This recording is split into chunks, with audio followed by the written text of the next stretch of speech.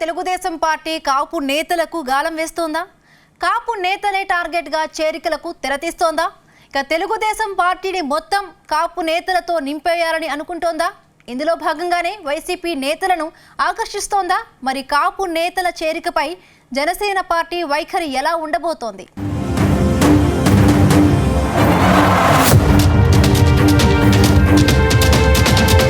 ఆంధ్రప్రదేశ్లో వైసీపీ నుంచి జంపింగ్లు ఆగడం లేదు. వైసీపీ అధినేత జగన్ సొంత పార్టీ లీడర్లకు ఎంత నచ్చజెప్పినా నేతలు మాత్రం కూటమి పార్టీల వైపే చూస్తున్నారు. ఇప్పటికే చాలా మంది లీడర్లు జగన్ కు గుడ్ బై చెప్పేసి టీడీపీ జనసేన పార్టీలో చేరిపోయారు. తాజాగా మాజీ మంత్రి అవంతి శ్రీనివాస్, భీమవరం మాజీ ఎమ్మెల్యే గ్రంథి శ్రీనివాస్ కూడా వైసీపీని వీడారు. కొద్ది రోజుల క్రితం జగనన్న వెంటే నడుస్తామని బీరాలు పలికిన లీడర్లు ఇప్పుడు సడన్ గా యూటర్న్ తీసుకొని తమ రాజకీయ భవిష్యత్తును వెతుక్కునే పనిలో పడ్డారని జోరుగా ప్రచారం జరుగుతోంది.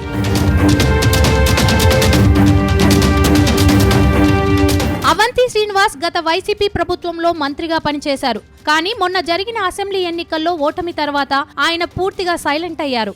అయితే ఎన్నికల్లో ఓటమి నుంచి కోలుకొని పార్టీలో మళ్లీ యాక్టివ్ అవుతారని అనుకుంటున్న సమయంలో ఆయన సడన్ గా వైసీపీకి రాజీనామా చేయటం ఇప్పుడు హాట్ టాపిక్ గా మారింది.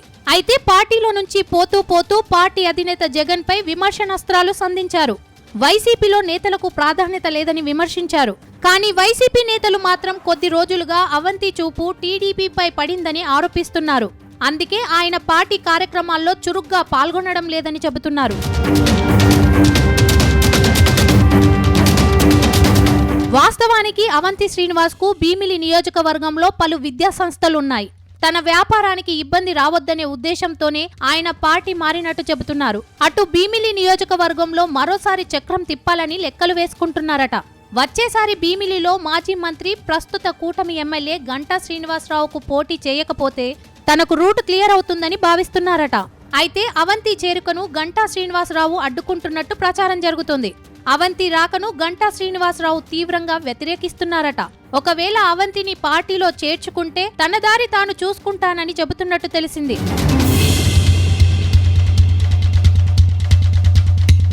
ఇదిలా ఉంటే మరో నేత గ్రంథి శ్రీనివాస్ కూడా వైసీపీకి గుడ్ బై చెప్పారు. 2019 ఎన్నికల్లో భీమవరం నుంచి పోటీ చేసిన గ్రంథి శ్రీనివాస్ పవన్ కళ్యాణ్ పై ఘన విజయం సాధించి కొత్త రికార్డు సృష్టించారు. కానీ 6 ఏళ్ల క్రితం జరిగిన ఎన్నికల్లో ఓటమి పాలయ్యారు. అప్పటి నుంచి భీమవరం పాలిటిక్స్ కు దూరంగా ఉంటున్నారు. కానీ ఊహించని రీతిలో ఇవాళ ఆయన తన రాజీనామా ప్రకటన చేశారు. తమ అధినేత తీరు నచ్చకే పార్టీకి గుడ్ బై చెప్తున్నట్టు ప్రకటించారు.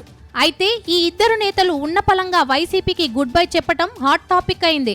ప్రస్తుతానికి ఇద్దరు నేతలు రాజకీయాలకు గుడ్ బై చెప్పామని ప్రకటిస్తున్నా మనసులో కోరిక మాత్రం మరోలా ఉందని ప్రచారం జరుగుతోంది.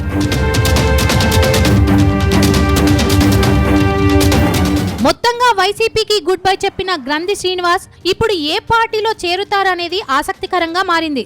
గతంలో భీమవరంలో పవన్ ను ఓడించిన గ్రంథి శ్రీనివాస్ జనసేన పార్టీలో చేరే అవకాశం లేదని అంటున్నారు. ఆయన చేరితే మాత్రం తెలుగుదేశం పార్టీలో చేరొచ్చని చెబుతున్నారు. మరోవైపు అవంతి శ్రీనివాస్ గతంలో జనసేన అధినేత పవన్ పై పదే విమర్శలు గుప్పించారు. దాంతో ఈయన కూడా సైకిల్ ఎక్కొచ్చని అంటున్నారు. మొత్తంగా కాపు నేతలే టార్గెట్ గా తెలుగుదేశం పార్టీ పావులు కదుపుతున్నట్టు తెలుస్తుంది. వీలైనంత ఎక్కువ మంది కాపులను టీడీపీలో చేర్చుకోవాలని పార్టీ అధినేత ఆలోచనగా ఉందని పార్టీ నేతలు చెబుతున్నారు.